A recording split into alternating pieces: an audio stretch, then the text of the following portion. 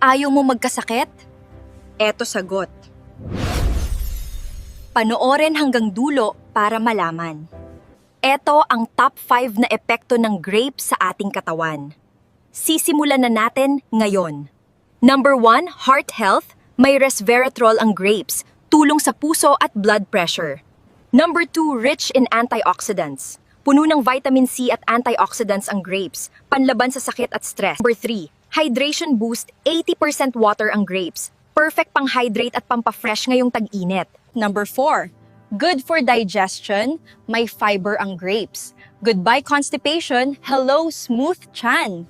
Energy plus brain power, natural sugar ng grapes as energy boost. Mas gising ang utak mo.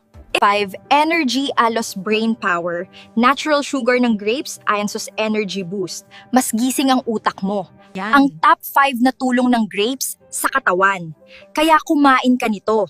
Pangpatalino. Kung nagustuhan mo ang aming video, please like, share, and subscribe for more fruits to explain. Bye!